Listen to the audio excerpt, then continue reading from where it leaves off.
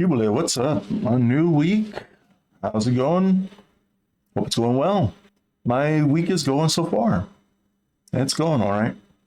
I had to do a little bit of catch-up reading today, so some of this is a little bit more fresh in my mind. But this I was able to finish yesterday. John 3. Um, yeah, we have a snapshot of John's life at the wall. It's exactly how Tyrion portrayed it in a way. Not quite as romantic at all. And everyone's kind of all the bells and whistles and titles and all that stuff is stripped away, and they're just dealt with a bunch of other people, which is good. But this is like a prison kind of thing, right? All the outcasts and the weirdos and the criminals are sent up here, basically to be forgotten about. Yeah, well, we'll see.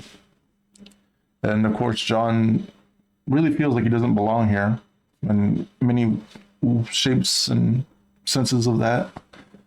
And they're trying to teach him, right? They're trying to make him part of their cloth and sew him in.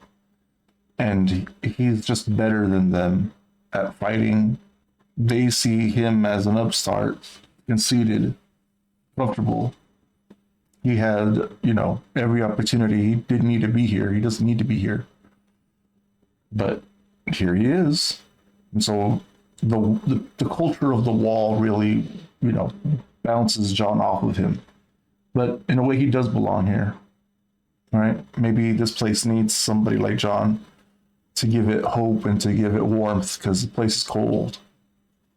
Just a bunch of tradition and no heart.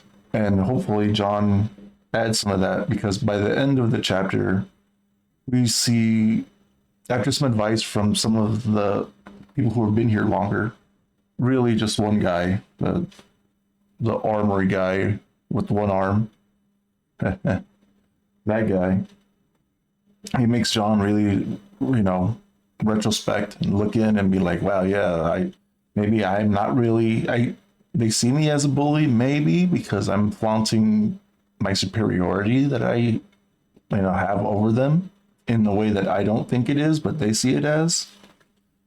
And it's the whole thing of, just having some empathy, even with losers, seeing it from their point of view.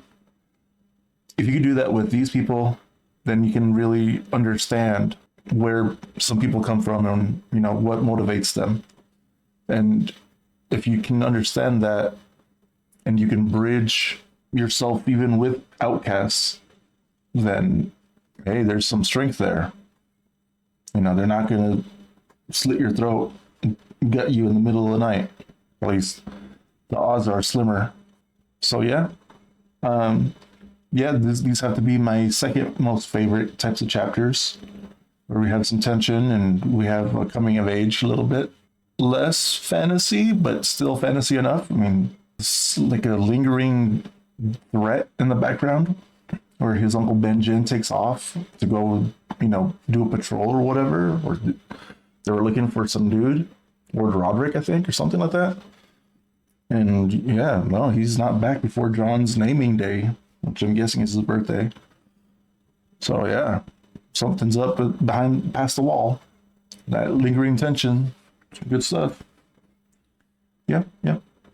And also at the end, like all of John's enemies are kind of clear today for the reader. You got Tyrion over there who wanted to get rid of Bran, and you have the instructor guy who's the typical slighted jackass professor. So yeah.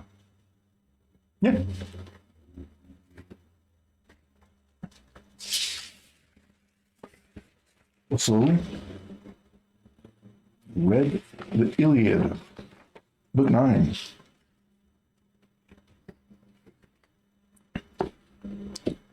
Yeah.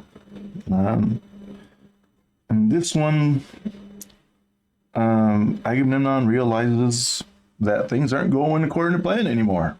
And now the the scales of Zeus are tipping against him, and their ships are out into the water. They've kind of lost the initiative, right? And we got all these fires coming up, and the threat of them losing their ships to fire to Hector. And Agamemnon shows that he's also a worthless leader again. At the first turn of some bad news, he's out there crying and telling everybody that it's all lost and that they should go home. Ugh. Yeah, that's the leader you guys got. But not all the Argives are like Agamemnon. And Diomed, the guy that got the Athena boon and was killing Trojans left and right, rebukes him a little bit, gently, but tells him, hey, yeah, nah, dude, come on, right? Hold it together. We can maybe still salvage this. And if you Agamemnon want to leave, then you can leave. But if I have to stay here and die, I'm willing to get my last breath for this war, which is kind of stupid, really. But hey, that's how glory works back then. And you're willing to slaughter a bunch of dudes because your king was slighted because he's a loser. He couldn't even keep his betrothed wife from some guy from some other place. And so we should go and, pillage his kingdom. Yep, that makes a lot of sense. And so Diomed and Nestor talk some sense into Agamemnon. And they're like, well, look, we still have some options. Let's go and talk to Achilles. And maybe Achilles is willing to, blow it over finally. Stop being so upset. It works with the other guys, right? We just bribe them well enough. And our heroes say, okay, yeah, I relent. Yeah, I was mad at you, but you gave me a bunch of stuff. You promised me a bunch of things. And, you genuflect for me. Okay, right? That's how we do things. And so there goes a pitiful party of heroes and supposed friends of Achilles to go and try to convince him to go and fight and die. That's prophesized for Agamemnon, and for Meladius or whatever the hell his name was, his brother, Menelaus. Come on. And so no, it fails. It fails spectacularly because it's stupid. You insult him, slight him, and basically tell him that he is not in any way, shape, or form respected, and then you expect him to come and help you afterwards. Nah, Agamemnon, get out of here, you loser. And so the speech Achilles gives to Odysseus is, I think, the best reading I've done in the Iliad so far, where he just rebukes him. Like, it makes sense too from his point of view that like all the stuff that Agamemnon has that he is cherishing, and the avarice he has was won by men like Achilles, not by himself. And yet he's out there, calling the shots for what? What kind of leader is this? Nah. They get upset. They leave. They leave Phoenix as some guy that they take with them that has known Achilles since he was a baby. And they try to use his familiarity and his, soothing words and, come on, man. Come on. Nah. And so, yeah. So that band of losers, they go back to Agamemnon and let him know that they're losers. And he says no. And there they go, right? They basically just have to swallow their freaking shame. Wow, somebody actually had some freaking backbone. It's the best reading so far because it rebukes the whole idea of this stupid war, especially when it's a prophecy.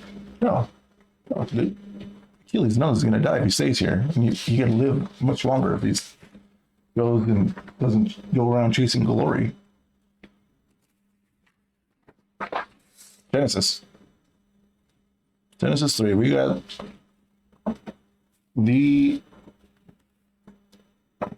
this is the one where the snake shows up. We got snakes, talking snakes. Yeah, we got talking snakes, man.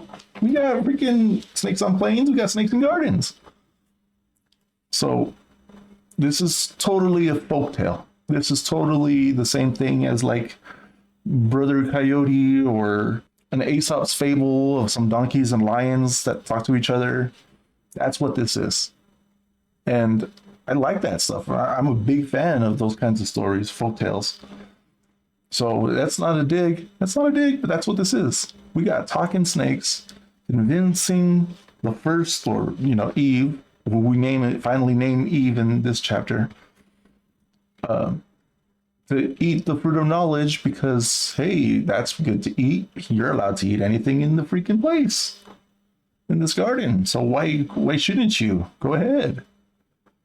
And so she eats and partakes with Adam. Then they feel ashamed and they know good and evil.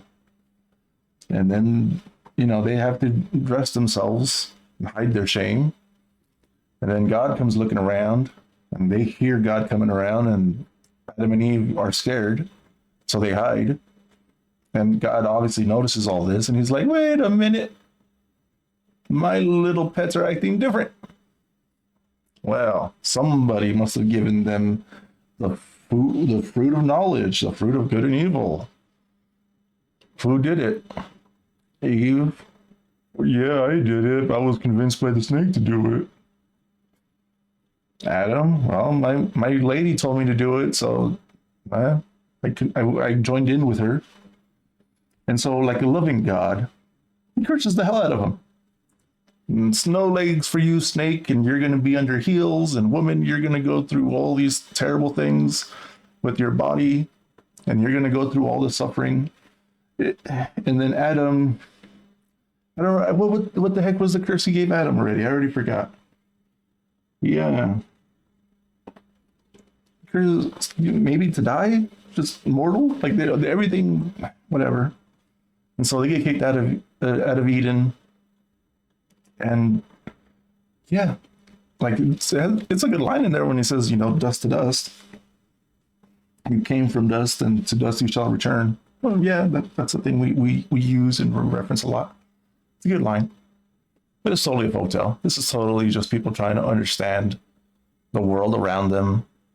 And so they make up stories with talking snakes and, mythical places of somewhat indescriptness. It's out there somewhere with 4 rivers or something. Yeah.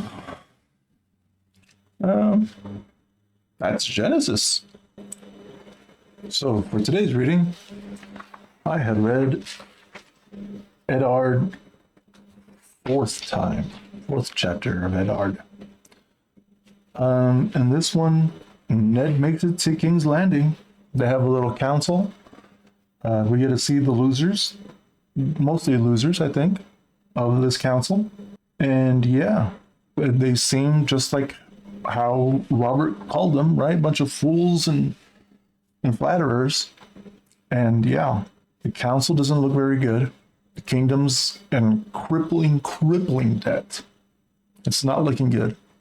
Ned's got some work cut out for him.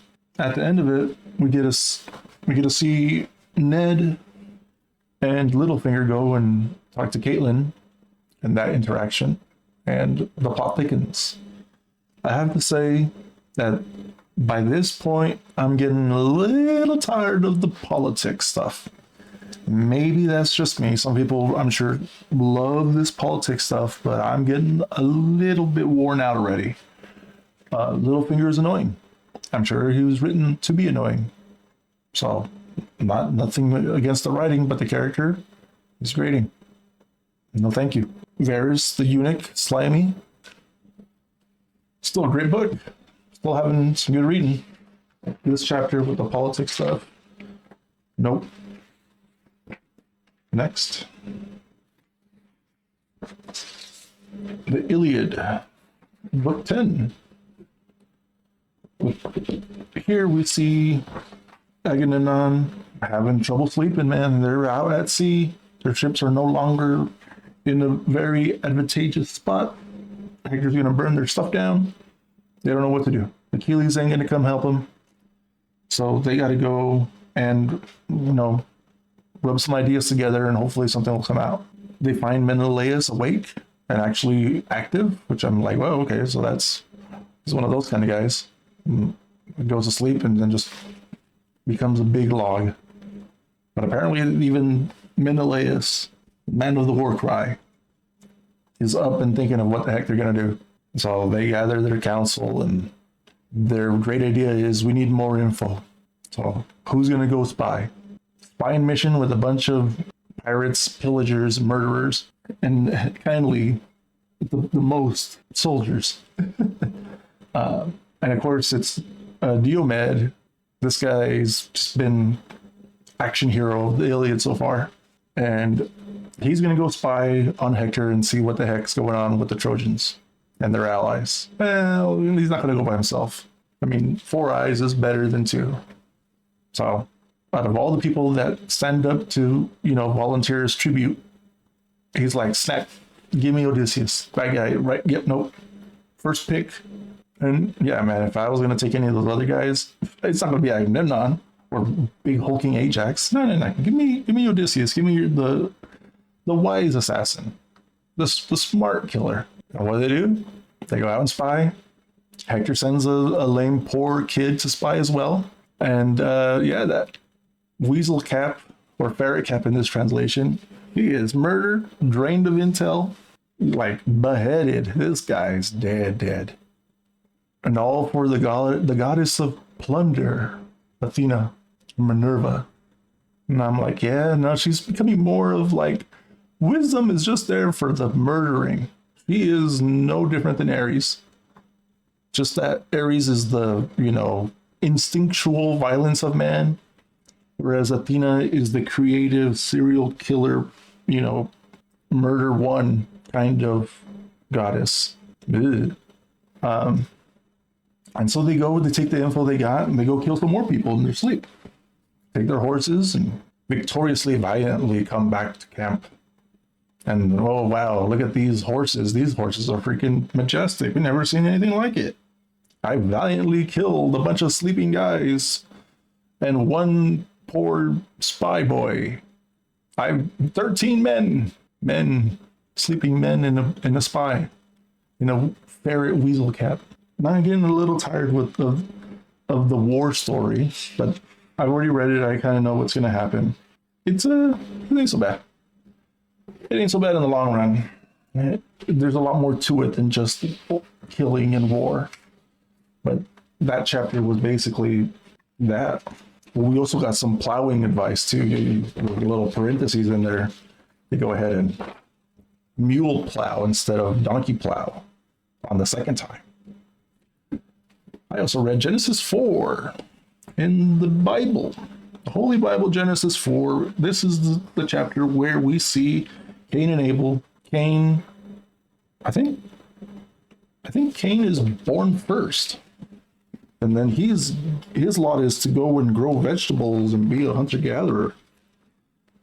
And Cain is born first. And he has to be the responsible guy and do the thing like go and be an agriculturalist. Ew, that's weak, pathetic. God don't like that. Nah, that's not what we want. Hunter-gatherers. We want red meat. And so Abel goes, and he's got the free time to go and be a hunter. And so there he goes, bringing in what the war god wants, blood. And it does not go well for Cain. His offer tribute, it's laughed at, like God doesn't like it at all, and says like, no man, look, you got to do better than this. You have hands and stuff. You can go and be a hunter-gatherer as well. And so Cain kills Abel. He's like, it's not fair. I'm just gonna go ahead and slaughter this guy. That's what brothers do, I guess. Crazy times back then. Maybe not so crazy. Maybe not so back then, but terrible for sure. And so Cain's cursed. No man, you're cursed, dude. And he's like, okay, but if everyone knows that I'm this kind of criminal god, they're gonna want to kill me, and you don't want them to do that. And so like God just throws curses, man. He's like, okay, well, you're cursed, Cain, and if someone kills you, then they're cursed sevenfold or something. Like, sure, man, just throw them curses everywhere. Just you get a curse and you get a curse. Everybody gets a curse. Why not at this point?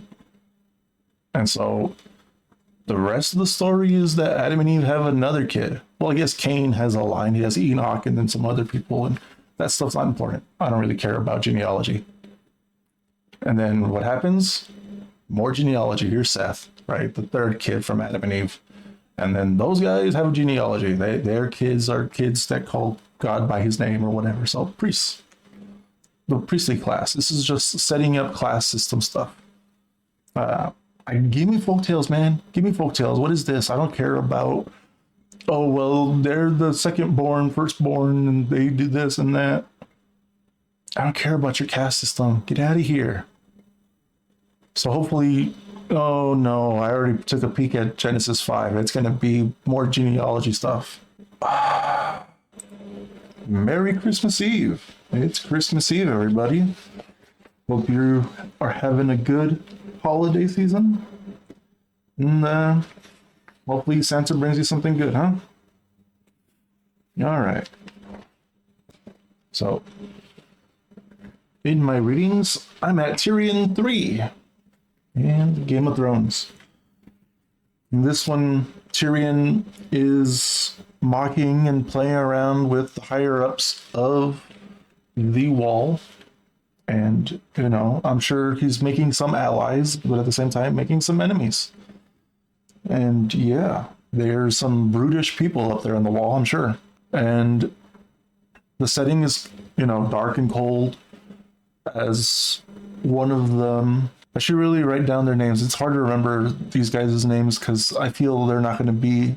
I don't think there's a problem with me not remembering them, but I'm probably really wrong with that. So I'll have to remember their names.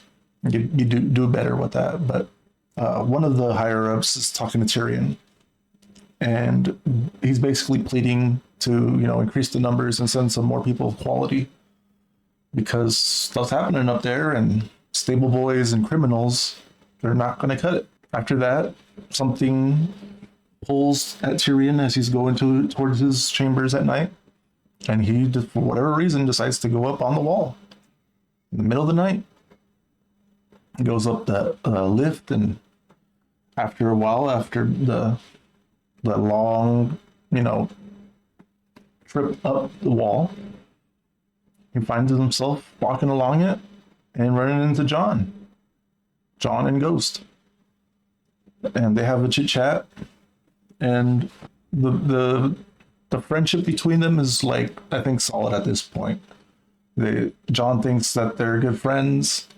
They shake hands and everything. And Tyrion, like, bitterly has to keep the charade and the treachery. And it's that kind of thing of, like, when you're doing Machiavellian stuff and one side is really, you know, an honest actor and they think you're, you know, being sincere, you gotta expect that thorn every time it gets pushed in a little deeper. And I felt like this time Tyrion really felt the pain of having to do all this back scenes, treachery stuff. It's bitter. It's bitter, but he's playing the game. He's playing the game. Yeah, the setting of the trees against, you know, up against the wall later, pretty good. Where they're like, oh, it's about half a mile away from the wall and you can look down at it. Makes them feel small. Yep.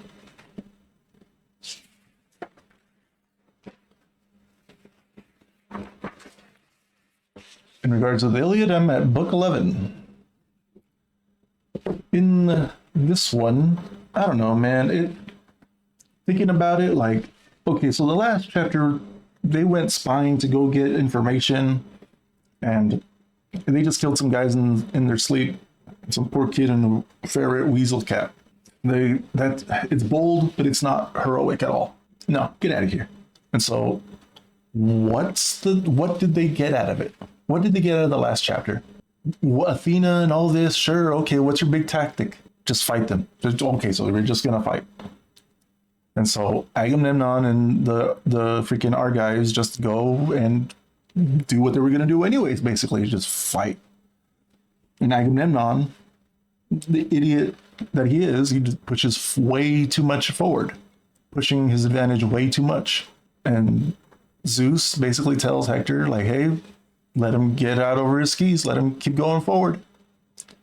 And sure enough, he gets injured and he's got to head back. And then Hector lays into the Achaeans and all those guys and just starts butchering people. Sure. And so a lot of them die, and eventually the war, the battle becomes bedlam, and they just become a mass of murder. Sure, man, it's gruesome. And, you know, Homer does a good job with making it poetic and tragic, but still it's war, pointless, senseless, but very human. It's gory, as it should be. It's war. Death is like the ultimate price, right? Capital. The whole thing, after all this nonsense of battle, what happens? Oh, Achilles and Portulus, or whatever his name is. I always get this guy's name. Patroclus. Patroclus and Achilles are like, oh, look what's happening over there. Hey, go and see what's going on. Was that so-and-so? Was that Machaeus or whatever his name is? So he sends Patroclus to go and look. And oh boy, we get one of the most pitiful stories from Nestor about how he was young and who knows what, about how he was an awesome pillager. And it's the cycle of retribution, of like, well, these guys did us bad, so we did them bad, and then we were righteous to do our bad against their bad because they did bad against us. Pitiful. And Nestor, in my opinion, is like yeah, he's wise. But he's a snake, man. He's poisoning these kids, or I guess he's, you know, sickening them with venom. Because, you know, snakes, I guess some snakes can be poisonous too, but they're venomous. And you have to get, you know, within striking range, and they get you. And once they get you, some of that venom is terrible.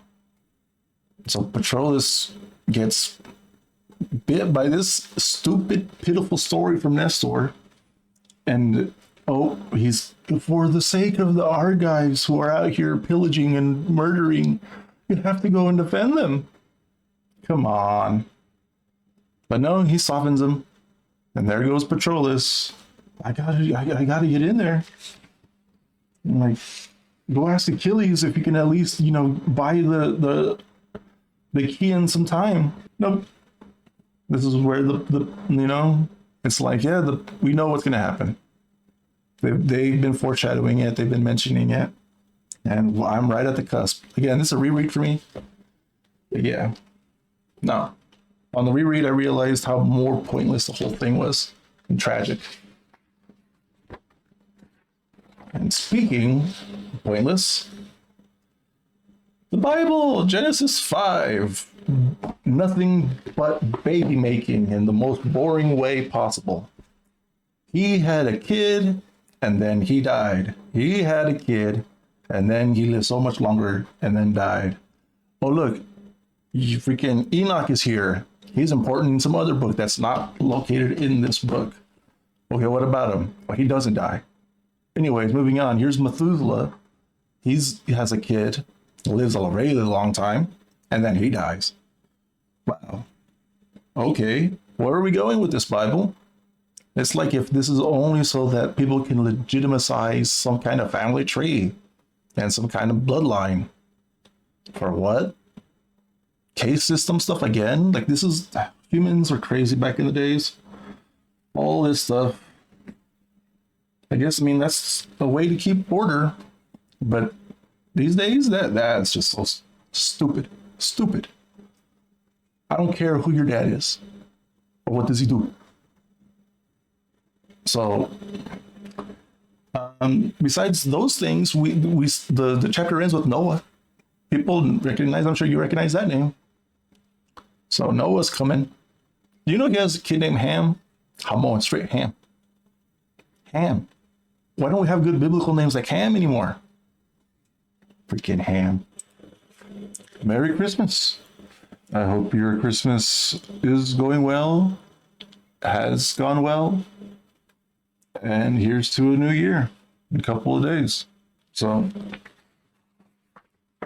the next chapter is an Arya chapter.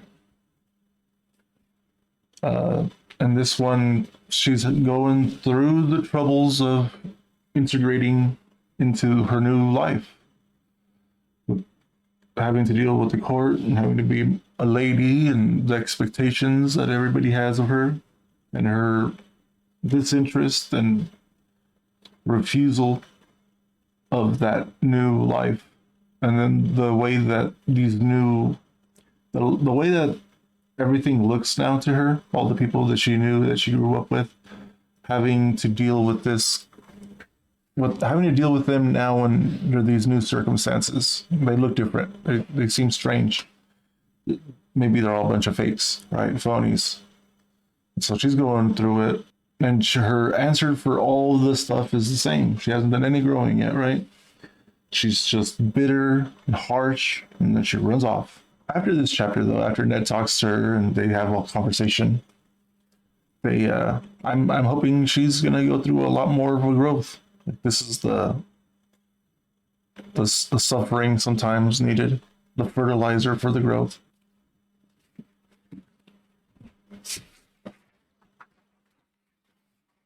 In the Iliad, this is book 10, 11, 12. Book 12 of the Iliad.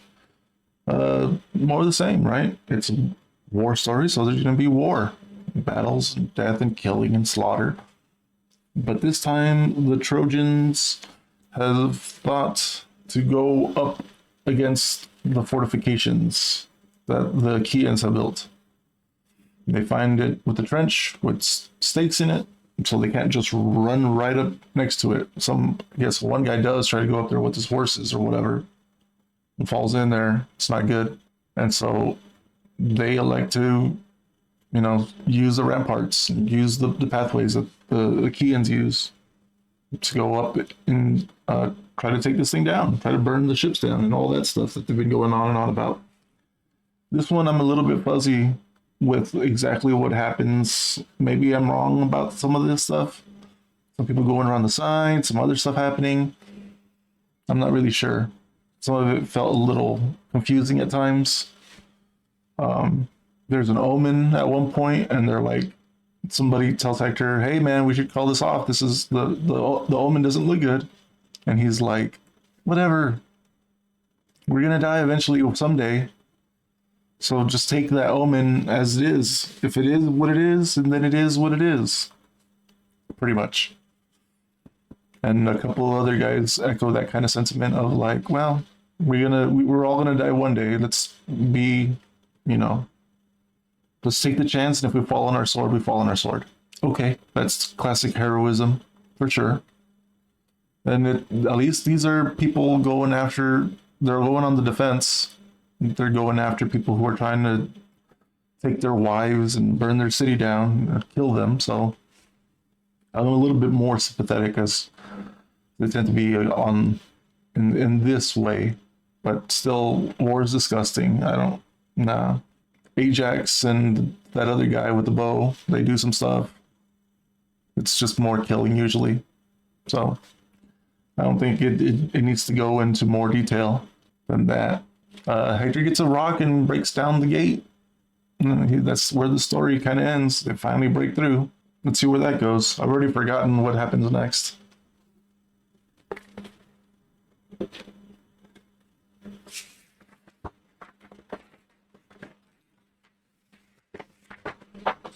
In Genesis 6, we see Noah build the ark. He gets directions. He's told what to do.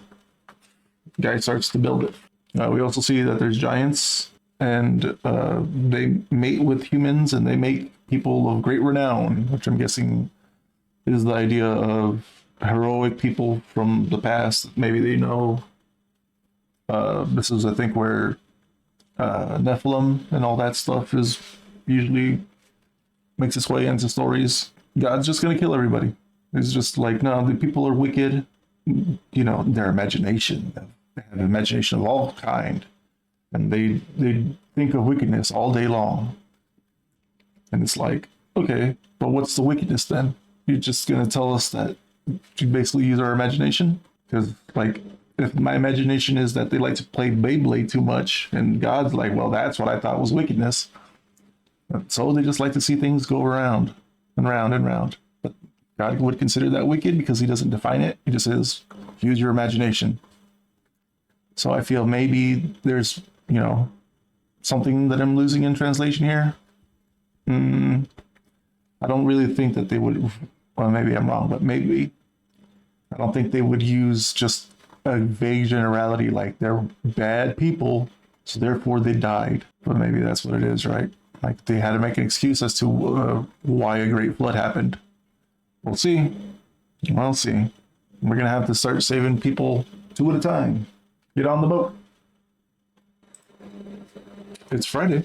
We keep on going. I read Daenerys 3. I decided to add the little Game of Thrones title to this. It bugged me enough that I decided, you know what? I should add the title of the book of this one as well.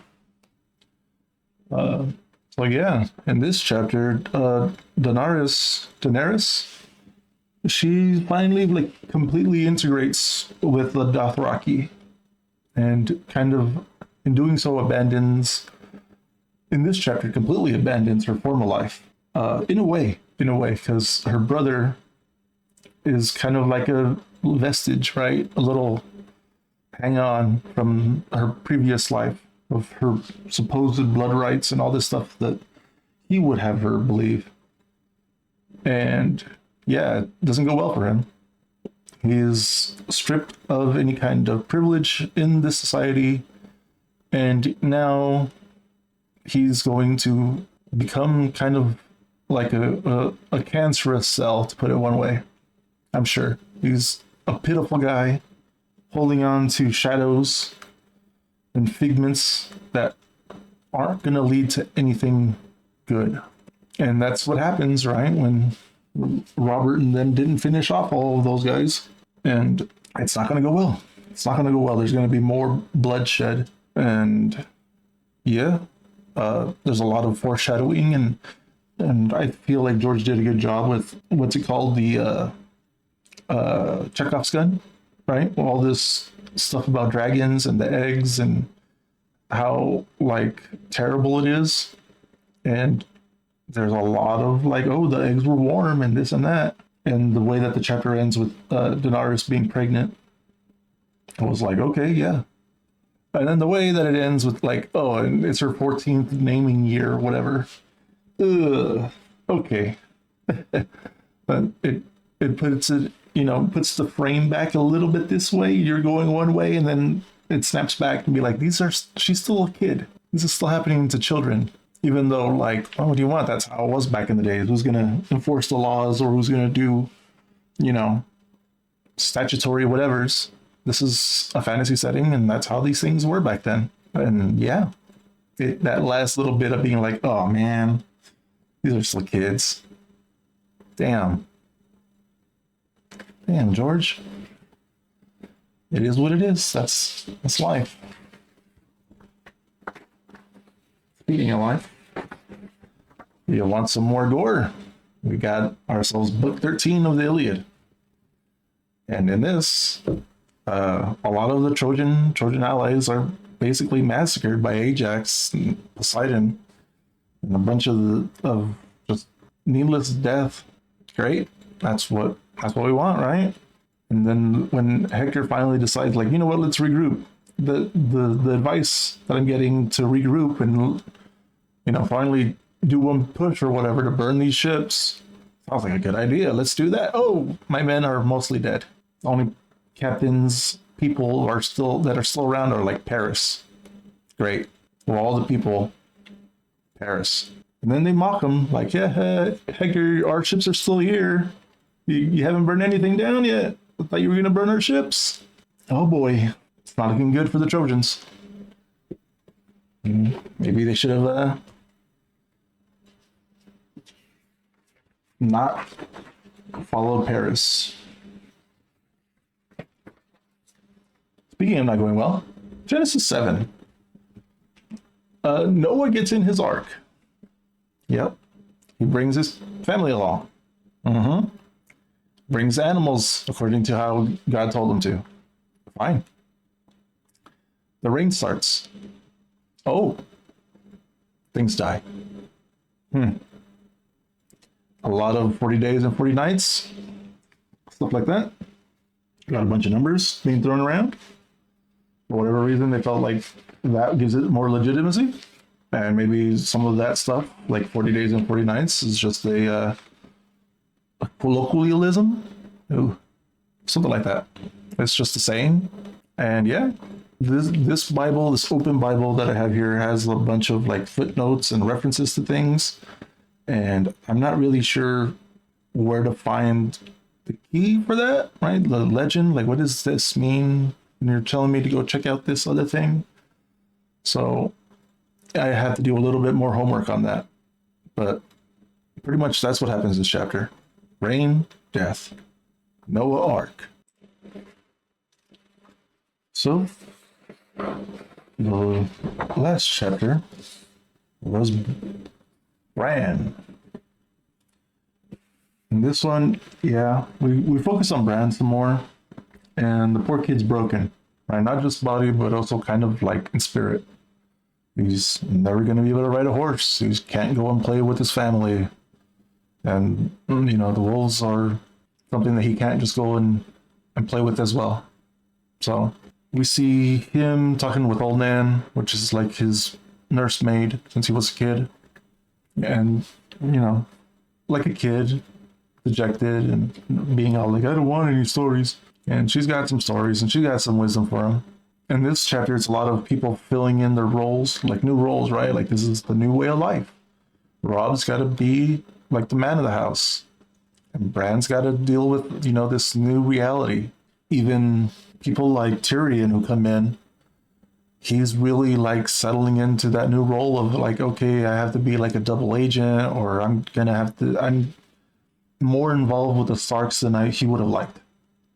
And so everyone's got new roles, and some are easing into it a little bit easier, and some are a little bit more difficult. But the difference here is that Rob and Bran have people to support them. And when they make a mistake, they can see that they make the mistake and they can grow.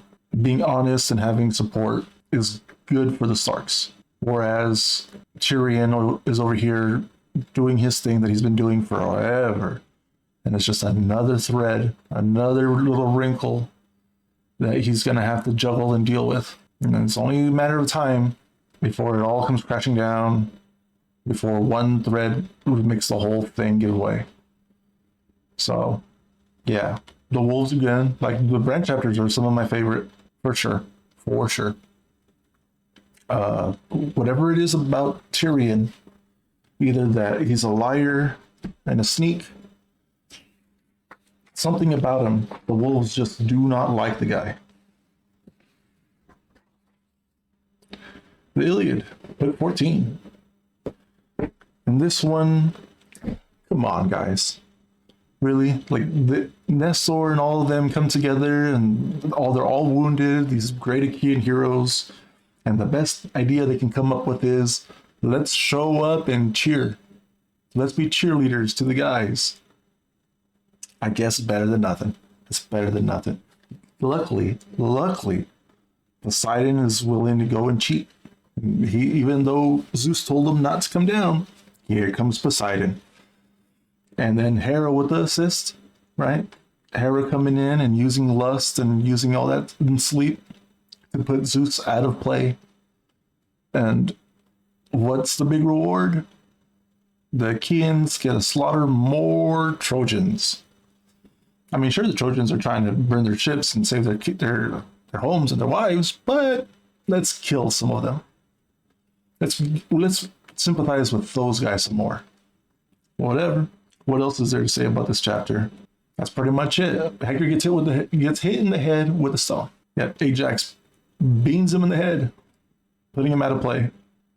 So this is going to be the pushback, and you know, this is going to be the soldiers up on, in the football analogy. They're up on, you know, scrimmage, and they're going to go and make a touchdown.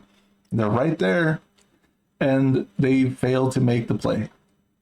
And they have to, now they're going to get punted, right? They got to punt the ball back. Yep, that's what happened in this one.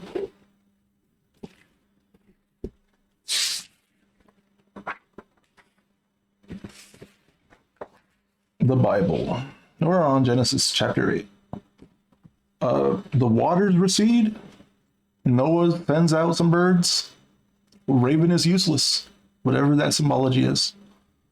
Raven just goes around and does nothing. Cool. We get a dove. Send out the dove. Dove comes back with nothing. Wait a little bit. Send him out again. Come back with an olive branch. Oh, hey. Send him out again after another little break. The dove never comes back. It's time to get out. It's time to get out the ark at that point. Then Noah sacrifices some more meat to God. God likes the smell. He's happy. You give me some blood. Then God's like, you know what? I'm gonna stop killing man for man because of man. Let's stop killing men because of men. Why? Because men are inherently evil. The wickedness in their heart. He is evil from youth. What? So we're just inherently evil, which is like, a thing that I always heard. But is this where we get it from? That men are just evil because God said so in Genesis 8? After killing everybody in a flood, you just like, well, that we can't do anything about it. Hey, we made it to Sunday. How's your Sunday going? I hope it's going well.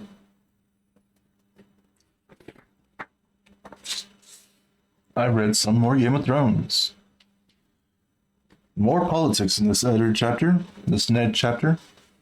Yeah, the politics are at least a little bit more settled back in this chapter. It's mostly intrigue, right? Ned interviewing the old maester. It's still hot in summer. They're drinking iced milk, and it's like, well, that's what there is to drink. And the interesting thing about the former hand of what he was doing before he was maybe murdered, poisoned perhaps, what that has to do with, why he was murdered, the bloodline stuff, maybe. It's an intricate weave, I'm sure, of this person wants to make sure this is hidden and has to know who knows what. The other side characters in the story, they're fine, right? Arya's coming along, Littlefinger's doing his stuff, letting Ned know who to watch out for, what's going on, and kind of like giving him another wake-up call that, like, yeah, the court intrigue is thick. Stop thinking, so much like a king in your own kingdom. Realize what's happening here. Is there anything else this chapter? No, that's about it. It was a pretty good, mostly intrigue thing going on.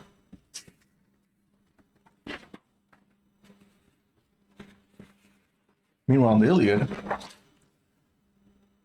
Zeus wakes up from his little stint thing with Hera, and he sees what's going down. And he's like, oh, you sneaky, you got me over here sleeping on the job.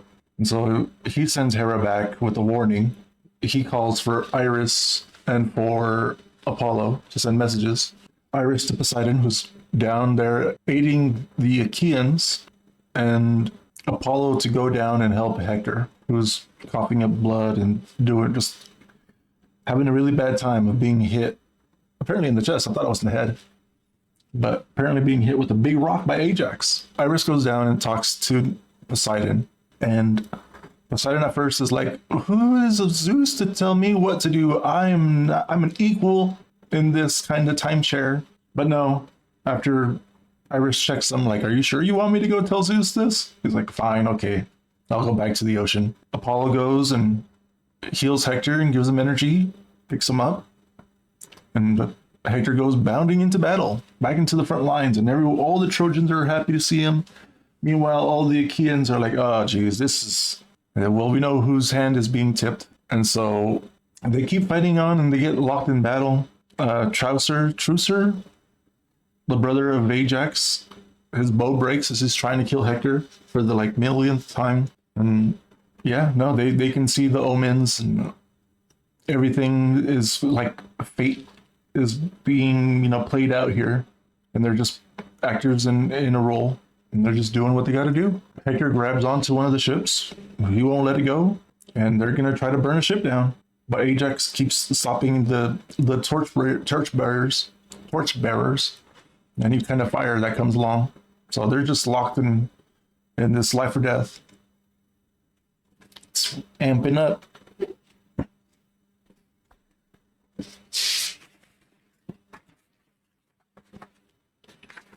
Meanwhile, in the Bible, we're at Genesis 9. Yeah. They make a covenant.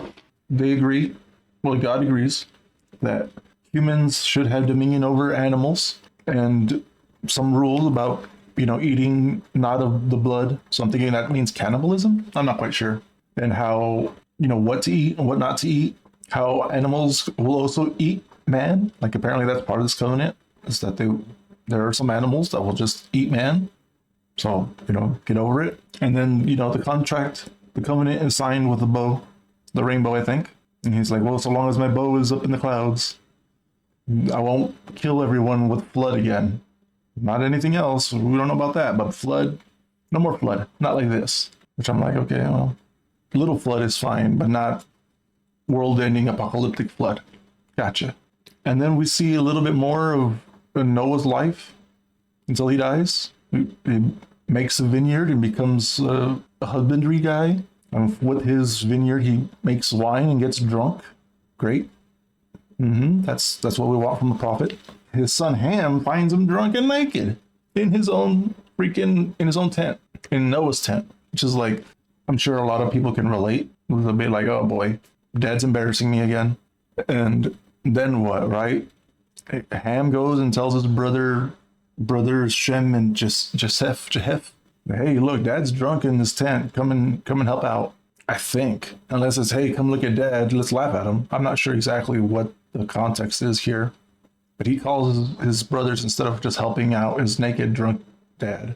And those two sons come and cover him up without looking at his naked body.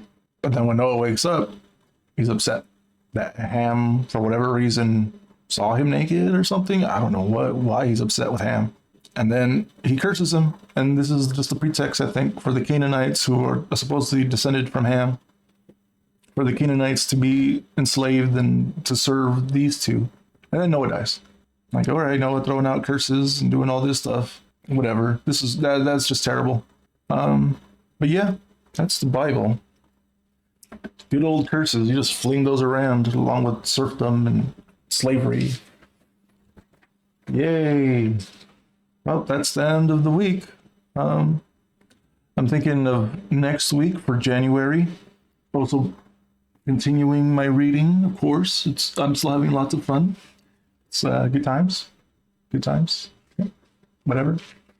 And maybe I'll do some manga reading as well. I don't want to do too much reading and get burnt out, but I'm still really hungry to read some more.